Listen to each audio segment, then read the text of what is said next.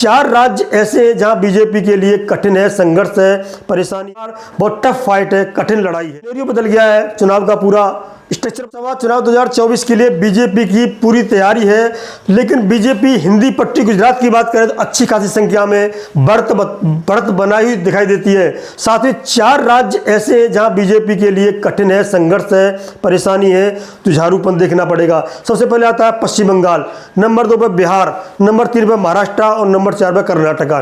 पिछली बार अच्छी खासी संख्या में मेंबर ऑफ पार्लियामेंट जीते थे, लेकिन इस बार बहुत टफ फाइट है, कठिन लड़ाई है। इसी में से एक स्टेट है महाराष्ट्र, उसमें हम बात करेंगे। महाराष्ट्र का ये मैप है, महाराष्ट्र में किस तरह से बीजेपी फाइट में है आपको बता दें। शिवसेना और बीजेपी की पिछली बार 2019 में जो पैक्ट से चुनाव लड़े थे तो बीजेपी 23 सीटें जीती थी, बीजेपी 23, और 23 के साथ में उसे करीब 27% वोट मिले थे।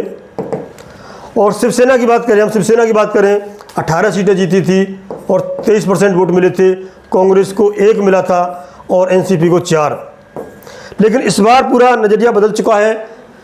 शिवसेना 2 भाग हो चुके हैं, बीजेपी के साथ है। एनसीपी के 2 भाग हो चुके हैं, ज़्यादातर एनसीपी अजित पवार के साथ में बीजेपी के साथ है।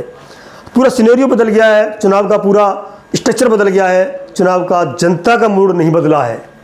उद्धव ठाकरे कहते हैं उनके बहुत सारे मुद्दे ऐसे हैं जनता में उनके लिए कहीं ना कहीं सहानुभूति भी है कि उनको कुर्सी से हटाया गया था, कुर्सी से टांग खींच ली थी। और वो कहते हैं उनका मुद्दा ये था कि मैं महाराष्ट्र में बहुत सारी फैक्ट्रियाँ लगाना चाहता था, महाराष्ट्र का विकास करना चाहता था, लेकिन क्योंकि वो विकास को वो गुजरात ले जाना चाहते थे, इसलिए मुझे कुर्सी से हटाया। तो उन्होंने अच्छा वो दिया है कि विकास और जो फैक्ट्रियाँ और जो इन्वेस्टमेंट जो गुजरात में चला गया है उसके लिए बीजेपी जिम्मेदार है, मुझे इसीलिए हटाया गया था। लेकिन फिर भी हम बात करेंगे बीजेपी की स्थिति क्या है आज की डेट में। वहाँ पे तो 27 सीटों पर बीजेपी स्पष्ट विजय दिखाई देती है, स्पष्ट 27 सीटों पे, 48 में से 48, 27 सीटों पे।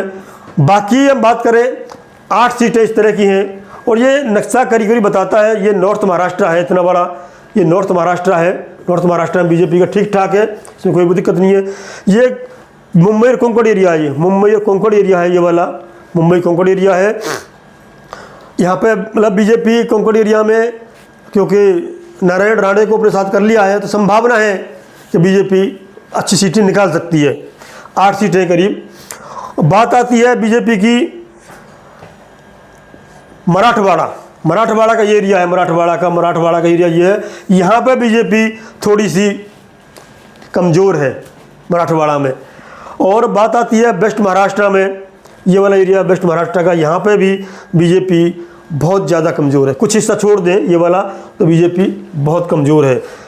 और विदर्भ का एरिया है, विदर्भ में 50-50 है। विदर्भ के एरिया में बीजेपी अच्छी संख्या में नहीं कह सकते, किंतु फिर भी 50-50 है कि बीजेपी औरों से ज़्यादा ले जाएगी। पिछली बार जो बात हुई थी बीजेपी 23 और शिवसेना 18 में शिवसेना में से 11 बीजेपी के साथ जा चुके हैं, 11 बीजेपी के साथ हैं, शिंदे के साथ जा चुके हैं। और कांग्रेस के पूर्व वर्तमान में एमएलए और पूर्व मुख्यमंत्री भी बीजेपी में जा चुके हैं। एनसीपी के भी टूट करके 2 पार्ट बीजेपी के साथ जा चुके हैं। तो बीजेपी की स्थिति पेपर में बहुत अच्छी लग रही है, किंतु कहीं ना कहीं इनको सहानुभूति है, एनसीपी के शरद पवार को सहानुभूति है और उद्धव ठाकरे को भी जनता की सहानुभूति है।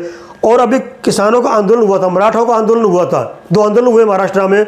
तो मराठे आंदोलन रिजर्वेशन के लिए कर रहे थे, वो बड़ा आंदोलन था, उसकी सहानुभूति कहीं ना कहीं या विरोध बीजेपी के साथ है, सहानुभूति उद्धव ठाकरे के साथ है। उस सहानुभूति को क्रॉस करने के लिए अभी राज ठाकरे का साथ उद्धव ने कहा भी है, बिना ठाकरे के बीजेपी नहीं जीत सकती, ठाकरे का नाम जरूरी है। फिर राज ठाकरे की मुलाकात हुई है गृह मंत्री अमित शाह से, तो संभावना लगाई जा रही है कि उस सहानुभूति को कम करने के लिए राज ठाकरे को भी बीजेपी अपने साथ ले सकती है। तो क्या समीकरण बनेंगे, क्या इस तरह से ये नक्शा में दिखाया गया है, इतनी स्ट्रेंथ रहेगी या जनता उद्धव को सहानुभूतिपूर्वक वोट देगी, ये तो 4 जून को ही पता चलेगा। लेकिन जो कि यहाँ पर बात कर देते हैं हम, 5 फेज में इलेक्शन है, 5 फेज में इलेक्शन है। पहला फेज, दूसरा फेज, तीसरा फेज, चौथा फेज, 5वां फेज।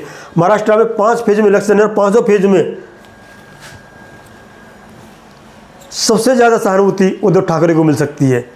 क्योंकि अभी कुछ दिन पहले बाई इलेक्शन हुआ था विधायक का, उसमें वर्तमान सरकार को अपना कैंडिडेट वापस लेना पड़ा था। कहीं ना कहीं सहानुभूति थी, उन्हें पता चल रहा था। और आज तक मुंबई म्यूनिसिपैलिटी कॉरपोरेशन का इलेक्शन नहीं कराया है।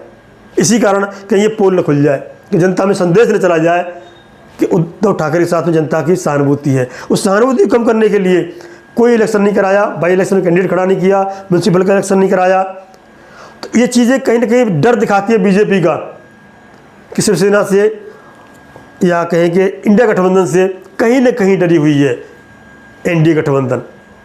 लेकिन जनता जनार्दन है और 4 जून को परिणाम आएगा। 48 में से कितने मिलेंगे बीजेपी को, कितने मिलेंगे शिवसेना को, कितने मिलेंगे एनसीपी को, कितने मिलेंगे कांग्रेस को। लेकिन अभी जो आंधी किसी की नहीं है, पिछली बार जैसी भावनाएं किसी की नहीं है। इस बार अहम मुद्दों पर, लोकल मुद्दों पर चुनाव लड़ा जाएगा। मैंने पहले बताया था उद्धव ठाकरे के 2 मुद्दे छाए हुए हैं। पहला कि यहाँ से जो व्यापार गुजरात शिफ्ट हो रहा है, और दूसरा कि मेरी कुर्सी इसलिए खींची गई थी कि यहाँ पे मैं इन्वेस्टमेंट ला रहा था, नौकरियाँ ला रहा था मैं, और विकास ला रहा था मैं। तो ये 2 मुद्दे कितने प्रभावी रहते हैं 4 जून को पता चलाएगा। तब तक बने रहिए द पिलर के साथ। जय हिंद, जय भारत।